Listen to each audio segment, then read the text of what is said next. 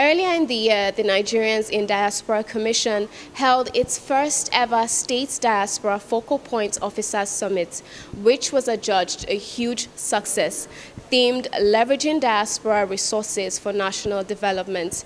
Here we are again, once again, at the second edition of the State Diaspora Focal Point Officers Summit.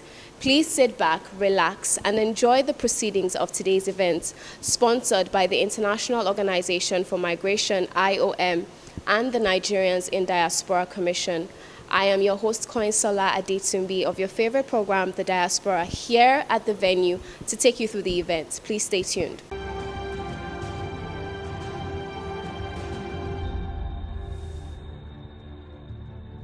Opening the ceremony with a welcome address is Dr. Sule Yakubu Bassi, Secretary to the Commission. Please listen. The inaugural summit of the State Diaspora Focal Point Officers was successfully held on the 4th February 2020 at the Global Distance Learning Institute and was attended by 14 State Diaspora Focal Point Officers and the Standing Committee on Diaspora Matters. The proceedings of the summit have been published and are available for your records. It was graciously opened by the Honorable Minister of State, Ministry of Foreign Affairs, Ambassador Zubairu Dada, and funded by the International Center for Migration Policy Development. One of the major resolutions of the inaugural summit is the need to hold the summit twice in a year, hence this particular second summit in 2020. At this summit, we are having 28 state diaspora focal point officers, including the Federal Capital Territory, twice the number from the inaugural summit. We again, taking permission from the chairman, CEO of NIDCOM, plead with the remaining 9 states to hasten to appoint their respective diaspora focal point officers and establish their state diaspora offices so as to benefit from diaspora inputs in terms of resources, talents, and skills into their economies. This could be through investments, volunteerism, or charity.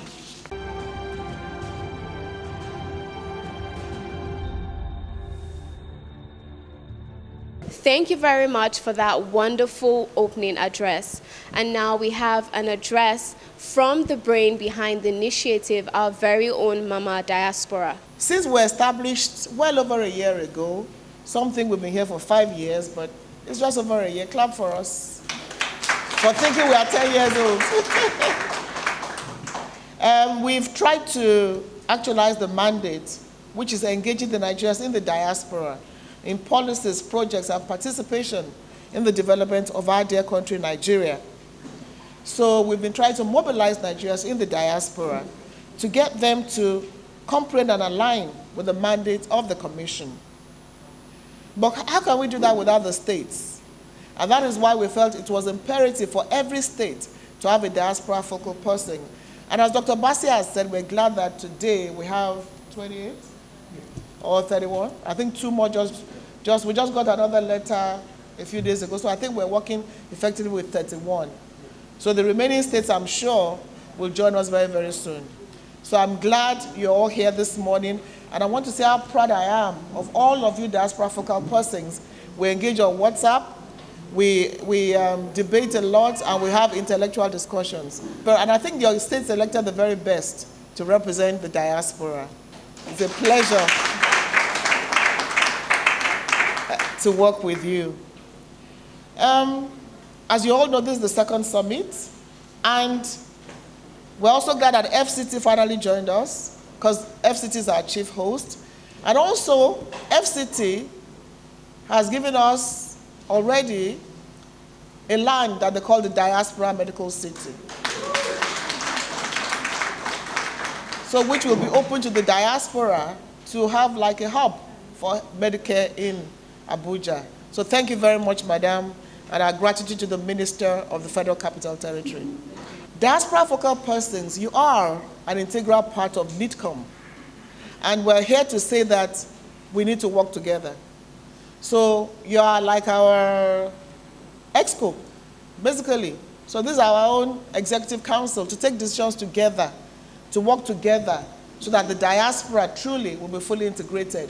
When we talk of diaspora investments, when they do come to Nigeria, they're not going to invest in Abuja. It's going to be various states. So that is why your being here is very critical. And we are glad that already we are seeing diaspora going to various states to invest. But as we share ideas and information together, we hear more from you. I know that Imo State has also at least had a plan to designate a place for the diaspora. So I hope that is still on, Madam Celia. I know that for other states, there are a lot of things going on for the diaspora. So as we share experiences, we want to hear more from you on engaging the diaspora. So at this meeting, we will consolidate on our last meeting as well as take stock of our performance. We'll also be introducing the National Diaspora Policy, which is before the Federal Executive Council for approval. We're hoping that when this policy document is approved by the Federal Executive Council, we have a policy document that we'll all work with.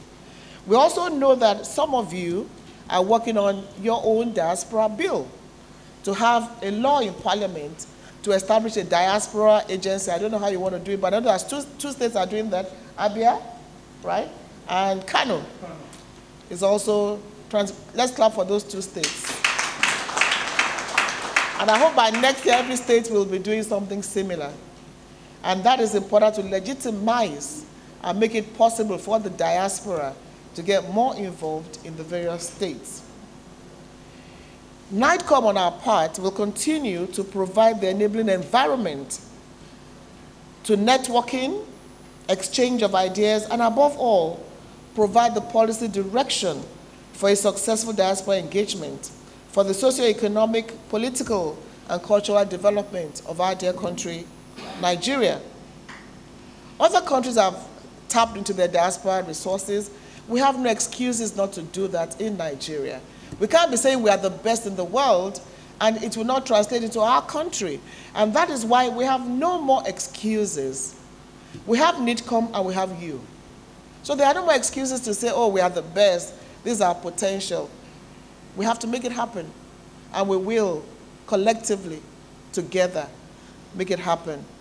So my dear brothers and sisters, diaspora focal persons, as we move on to this meeting, I hope that we'll come up with programs and ideas and policies that indeed will positively drive diaspora engagement. When we say Israel, Pakistan, China, we have much more than these countries have.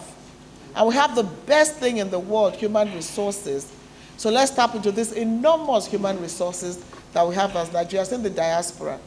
Professor Sulaiman was nominated as one of the 60 Nigerians at 60. He came from the diaspora. And you know what it meant to choose 60 Nigerians in the last 60 years and have him as one of them is a massive achievement for the diaspora.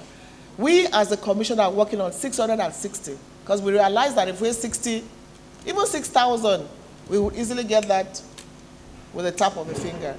So these enormous human resources must be channeled into development of this country. At the end of the day, everybody is coming home.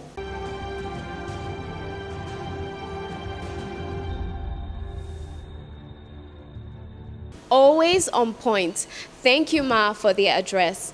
As you can see, the event is going smoothly. We have another goodwill message from the Chief of Mission IOM, Mr. Frank Celestine, represented by Ms. Ukwamaka Osigwe. Please take a listen. At this second summit of State Diaspora Focal Point Officers and the Standing Committee on Diaspora Matters, organized by IOM, in collaboration with the Nigerians in Diaspora Commission, NITCOM, within the framework of the European Union and IOM Initiative for Migrants Protection and Reintegration in Nigeria, funded by the European Union. Ladies and gentlemen, Nigerians in the diaspora have contributed substantially to the development of this great country. In 2017 alone, for example, Nigeria received remittances up to $22 billion and became the highest recipient of remittances in Africa and the 5th highest recipient in the world after India, China, Mexico, and the Philippines. This means the country receives more in remittances than in foreign direct investment. Official development assistance and other inflows.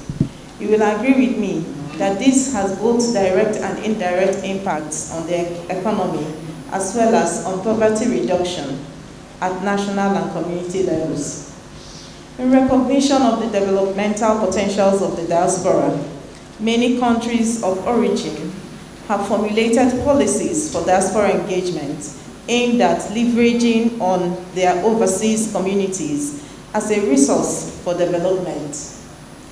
Such policies range from securing better welfare conditions for their migrants abroad to promoting investment and contributions to development, of which such engagement could be a catalyst to technology transfer, investment, and economic development of homeland countries.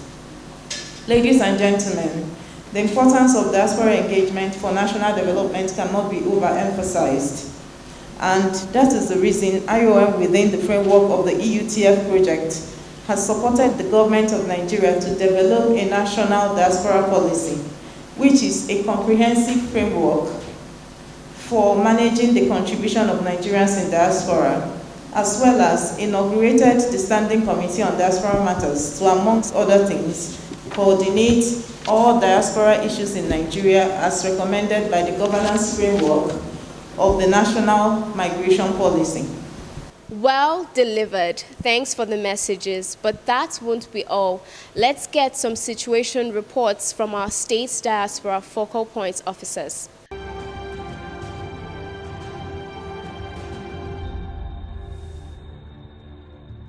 My name is Dr. Ngozi Ogbonna Erondo. I'm the special advisor to the governor of Abia State, Dr. Okezie Ikpeazu. I've been the special advisor for about 2 years, almost 2 years, a year and a half. Prior to that, I was the coordinator for diasporans all over.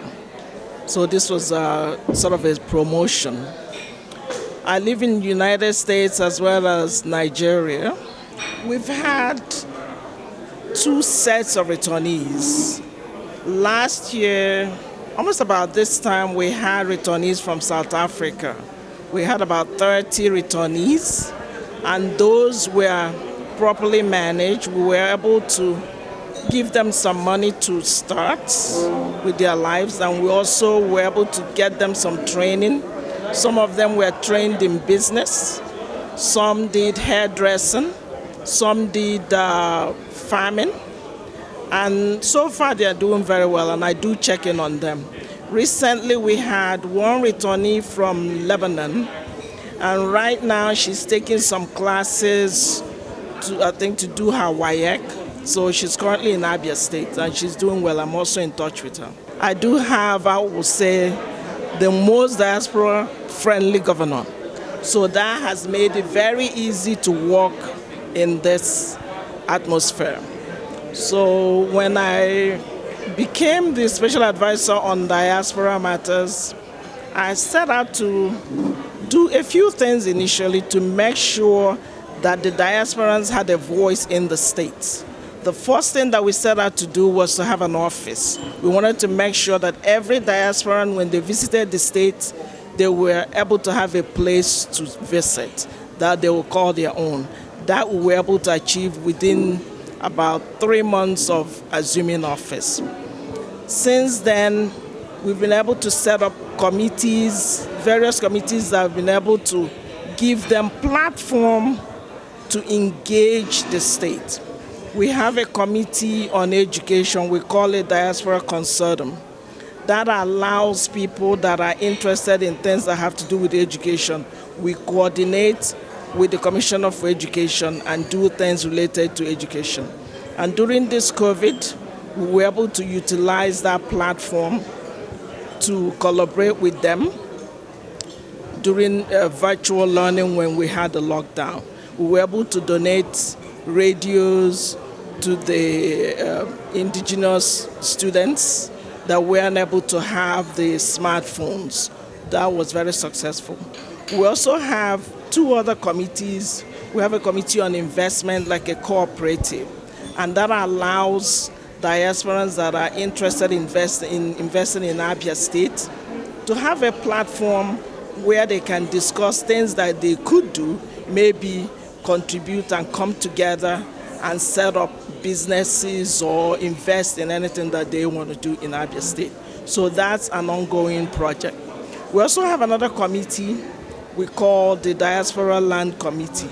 That is a committee that was inaugurated recently, and the charge for that committee is to be able to implement development where in the land that the governor has already designated for Abians. So that we're also working on.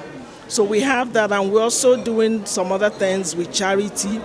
We donate sanitary pads to students. We do menstrual hygiene education.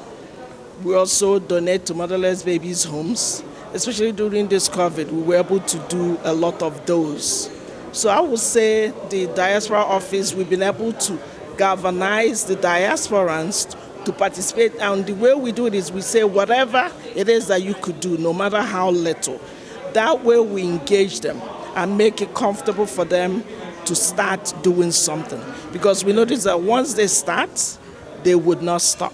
So it makes it easy for them to come in and engage. So I'm Professor Wale Sulaiman. I'm representing His Excellency Governor Abdulrahman Abdulrazak of Kwara State with regards to diaspora affairs. As you know, the Governor of Kwara State is from the private sector, so we've taken an approach of a private sector mentality here. And what we've done is obviously the office exists. His Excellency actually addressed Kwarans in diaspora virtually. I think Honorable Abike Dabiri was actually on the virtual town hall meeting, which was very good. And then we've now chosen champions that will actually drive each sector of the opportunities in investment in Kwara State, agriculture, IT, healthcare. And those are the people driving it and taking ownership to make sure it succeeds. Now we have a big move to do agricultural investment in Kwara State, which will create jobs and actually drive the economy in the right direction. My name is Dr. Matthew Okiri Okeim, the Special Advisor to the Digital Governor of Cross River State on Diaspora Affairs. I have been on board since 2015, and I was reappointed in 2019 to continue from the good things I've done about the Office of the Diaspora and the good people of Cross River State and NITCOM and Nigeria in general. Especially in 2015 when I came on board, I was able to attract 32 medical doctors from the United Kingdom down to Cross River State, and they came and provided free medical facilities to the people of Cross River State. And we've also been able to set up a data bank to act as a leeway and a communication level between those at the state level and across the country. My name is Honorable Bolanle Sarumi Aliyu. I'm the Senior Special Assistant to the Executive Governor of Oyo State, that's Engineer Seyi Makinde, on diaspora matters. Since inception, that was in April 26, when the Executive Governor inaugurated the diaspora mission in Oyo State. We've managed to carry out quite a lot of activities with the full support from NITCOM and various important organizations like IOM. We've repatriated close to 100 human trafficked victims who were stranded as well in Lebanon. We had support from the Lebanese government, Lebanese community, Silver Wings, and definitely my state, who actually paid and facilitated the return of 55 of these 100 victims. So human trafficking is one of our activities in Oyo State. The executive governor mandated me to ensure that any of the citizens suffering abroad, wherever they are, we should assist them to come back home and, live a better life. Also, we have community development projects we are initiating to assist some of the governor's missions, which is centered around quality education and quality healthcare. Currently in Oyo State, if you're following, we have free education and we are getting more quality education. My name is Mohammed Baba Usman. I'm from Niger State, and at the same time, I'm the Niger State Focal Point Officer on Diaspora. We coordinate the activities of voluntary organizations in the state. So it's NNVS, Nigerian National Volunteer Services, and Diaspora Relations. Since my assumption in office, that's like 3 to 4 months back, we mainly concentrated on the database of Nigerites that are based in diaspora, because there's no way you can harness the potentials in the diaspora of Nigerians based in diaspora or Nigerite based in diaspora without having a database. So in the state mainly, the agency were mainly working on the database, and at the same time we're in the process of domiciling the agency in Niger State.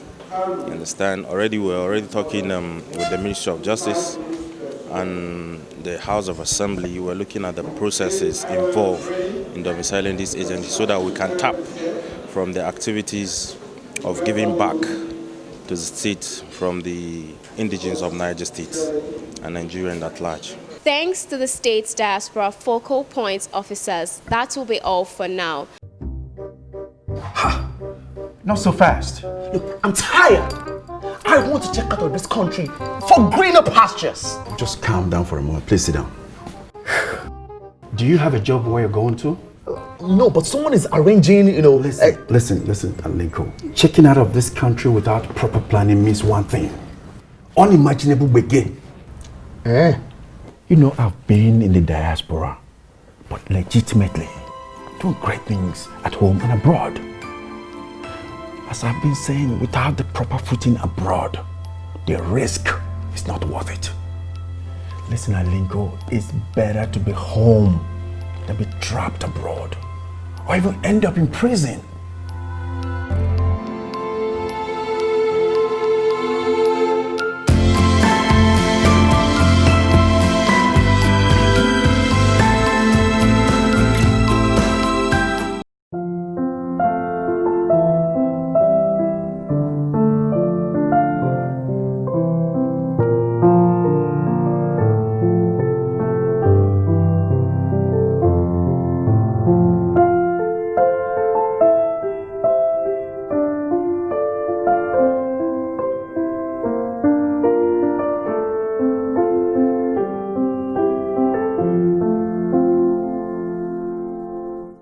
Thank you for staying all through the program. We hope it's been worth your while. And in case you have anything to share with us, please do not hesitate to do so, as we expect feedback on our show. Remember, you can reach us on all our social media platforms: on Facebook at Nigerians in Diaspora Commission, on Twitter at nidcom_gov, on our Instagram page at nidcom_gov, on our YouTube page at nidcom_gov, and on our website at www.nidcom.gov.ng. You can also join us on DSTV at NTA Network on Friday at 10:30 a.m., on NTA International on Tuesday at 6 a.m. and 10:05 p.m., on NTA News 24 on Friday at 2:30 p.m., and on Sunday at 10:30 a.m. You can also join us on WAP TV on Thursdays at 9 a.m. and on WTV on Wednesdays and Sundays at 8 p.m. I remain your host, Koinsola Adetumbi. See you next time.